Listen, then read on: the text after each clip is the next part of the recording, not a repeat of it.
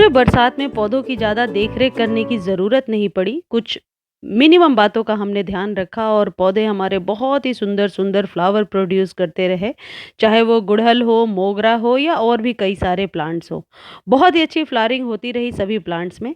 लेकिन अब बरसात बीत चुका है और हमारे पौधे फ्लावरिंग करने के बाद अब थोड़े कमज़ोर से हो गए हैं। बहुत ज़रूरी है कि इन्हें कुछ एनर्जी बूस्टर दिया जाए, कुछ ज़रूरी पोषक तत्व दिए जाएँ जिस वजह से हमारे प्लांट्स अभी 1-2 महीने और फ्लावरिंग कर सकें।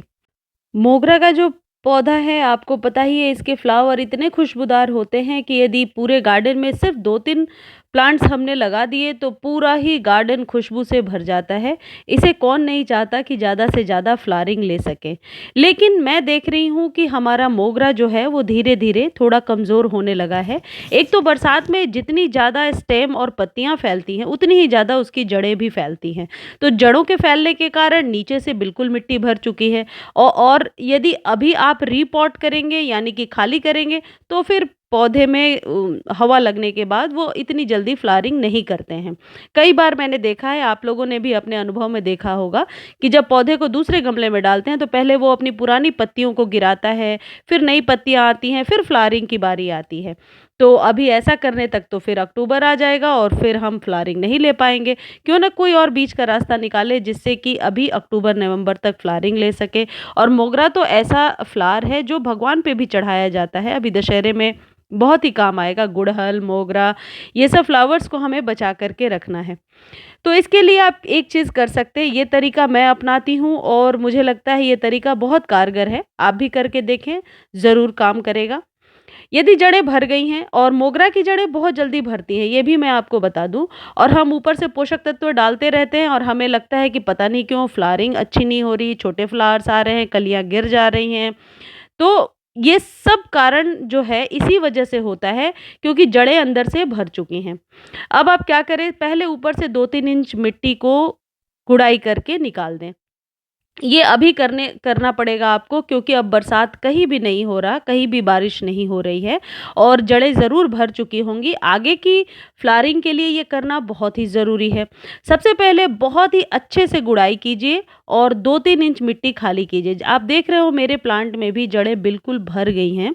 और ऊपर से यदि मैं बहुत ज़्यादा पोषक तत्व देती भी हूँ, फर्टिलाइज़र देती हूँ, तो कोई फ़ायदा नहीं है, क्योंकि जड़ों तक तो कुछ पहुँचेगा नहीं, क्योंकि जड़ें तो अंदर से बहुत कॉम्पैक्ट हो चुकी हैं। तो इनकी नसों को खोलना बहुत ज़रूरी है। यदि नसें खुलेंगी, जड़ों तक एरिएशन पहुँचेगा, हवा पहुँचेगा, या जो कुछ भी आप इसमें पोषक तत्व डाल रहे हैं, फर्टिलाइज़र डाल रहे हैं, उनका जड़ों तक पहुँचना ज़रूरी है। तो आप भी अपने प्लांट्स में बहुत सावधानी से जड़ों को बचाते हुए साइड से गुड़ाई कर दें। जैसा कि आप देख रहे हो, मैं अपने हाथ से ज़्यादा ही कर रही हूँ ताकि जड़ों को नुकसान ना पहुँचे। और इसके बाद आपको मैं बताने वाली हूँ कि क्या करना है। ऐसा नहीं है कि सिर्फ ऑर्गेनिक फर्टिलाइज़र से अभी काम चलेगा, अभी इन्हें बहुत पोषक तत्व की ज़रूरत है। तो ऑर्गेनिक और इनऑर्गेनिक दोनों ही के अभी चलना पड़ेगा।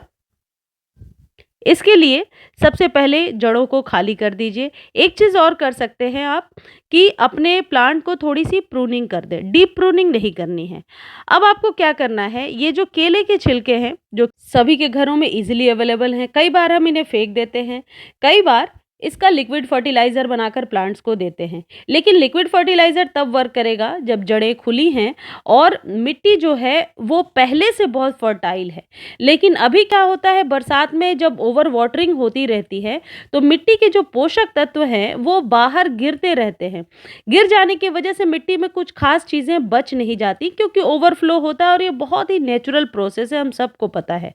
अब ऐसे में आप क्या करें, जो किचन वेस्ट है खासकर उसमें केले के छिलके ज़रूर होने चाहिए। केले के छिलके में पोटेशियम और फॉस्फोरस की इतनी मात्रा होती है कि आपके फ्लावर के लिए एनफ है। यदि आप रेगुलर बेस पर इस फर्टिलाइज़र का इस्तेमाल करते हैं तो मुझे नहीं लगता किसी और फर्टिलाइज़र की कभी ज़रूरत पड़ेगी।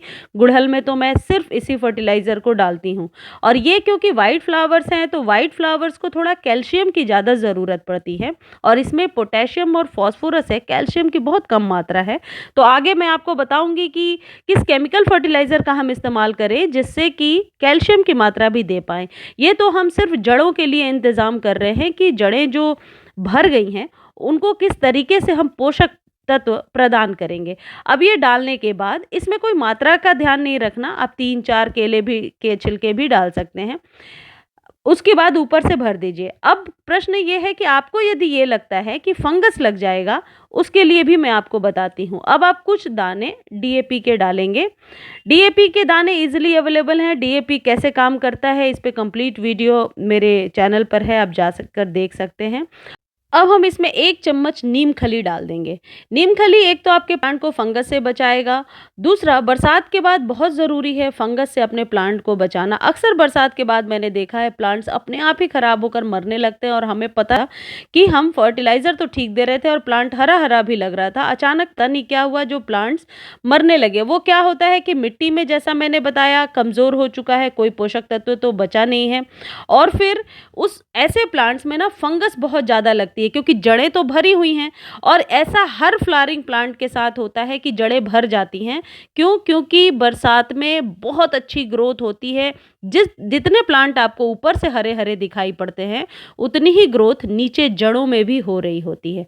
ये दूसरा मोगरा का प्लांट है। दोनों में सेम प्रोसेस हम लेंगे क्योंकि अभी फ्लावरिंग अक्टूबर नवंबर तक दोनों में चाहिए। मिट्टी आप देख रहे हो कितनी भुरभुरी है, यानी कि जब हम सॉइल तैयार करते हैं, जो बहुत ही बेसिक स्टेप है, आप सबको पता होगा कि हम मिट्टी को कभी भी कीचड़ जैसा गीला नहीं बनाते हैं। मिट्टी ऐसी पोरस होनी चाहिए कि जब कभी वाटर या कोई भी लिक्विड फर्टिलाइज़र डालते हैं तो ईज़िली जड़ों तक पहुंच जाए जो भी फर्टिलाइज़र हम डाल रहे हैं। इसमें भी मैं नीम खली और डीएपी डालूंगी और जड़ों में जो केले के छिलके और बचे हैं उसे डाल दूंगी। केले के छिलके को बहुत तरीके से इस्तेमाल किया जा सकता है। अब क्या होगा, जब भी आप वाटरिंग करेंगे, अब आने वाले 15-20 दिनों तक तो इसमें फर्टिलाइज़र की ज़रूरत नहीं है, और जब भी आप वाटरिंग करेंगे, धीरे धीरे ये जो भी आप केमिकल, ऑर्गेनिक और इनऑर्गेनिक फर्टिलाइज़र आप डाल रहे हैं, ये जड़ों तक धीरे धीरे ड्रॉप ड्रॉप करके इसके पोषक तत्व पहुँचते जाएंगे। केले के छिलके मिट्टी में बहुत ही आसानी से डिकम्पोज हो जाते हैं। आप कभी कट करके डालकर देखना, मैंने कई सारे वीडियोस में आपको बताया है कि जब केले के छिलके हम मिट्टी में डालते हैं तो 4 से 5 दिनों में ही वो डिकम्पोज हो जाता है, मिट्टी में ही मिल जाता है, और मैंने दिखाया भी है कई बार। ये है यूरिया। अब यूरिया जो है ये नाइट्रोजन का बहुत ही अच्छा स्रोत होता है, और आपको पता है कि जितने भी पौधे होते हैं वो पत्तों के द्वारा ही भोजन ग्रहण करते हैं, यानी पत्तों का स्वस्थ होना, बड़ा होना, चमकदार होना बहुत ही ज़रूरी है। तो यूरिया जो है ये नाइट्रोजन का बहुत ही अच्छा स्रोत है। और भी यूरिया के बारे में डिटेल यदि आप इन्फॉर्मेशन जानना चाहते हैं तो मेरे चैनल पर वीडियो है, देख सकते हैं। लेकिन 1-1 चम्मच यूरिया आप अपने प्लांट में ज़रूर डाल दें। हालांकि लिक्विड के रूप में भी आप इसे डाल सकते हैं, लेकिन मैंने 1 चम्मच अभी डाला है। बहुत ईजिली घुलनशील है ये, पानी में बहुत ही जल्दी घुल जाता है। इन सब को डालने के बाद ऊपर से वाटरिंग कर दीजिए। अब कई लोग ऐसा बोलते हैं कि इतनी वाटरिंग कीजिए कि जड़ों से पानी बाहर आ जाए, लेकिन मैं इसको सही प्रोसेस नहीं समझती हूँ, क्योंकि जड़ों से जब पानी बाहर आएगा उसके साथ जो भी फर्टिलाइज़र या पोषक तत्व हमने डाले हैं वो भी बाहर आ जाएंगे। तो बरसातों में भी तो यही हो रहा था, फिर क्यों हमें पोषक तत्वों को बाहर करना है? इतना अंदाज तो हम लगा सकते हैं कि इतना पानी डाला है तो अब ये गमला भर चुका होगा। जब अंदर तक पानी नहीं जाता, नहीं एब्जॉर्ब करता है, तो इसका मतलब है कि अब पानी जड़ों तक पहुंच चुका है। तो इसमें अंदाजे से आप पानी डाल दीजिए। पानी डालने के बाद आप 3 से 4 दिनों में ही इसका रिजल्ट देखेंगे। आप देख रहे हैं कितनी सारी फ्लावरिंग हो रही है मेरे मोगरा पर, क्योंकि ये प्रोसेस मैं अपना चुकी हूँ और ऐसा मैंने सभी प्लांट्स के साथ किया है, चाहे वो तुलसी हो या बुगनविला हो या और भी सारे जो प्लांट्स हैं मेरे पास।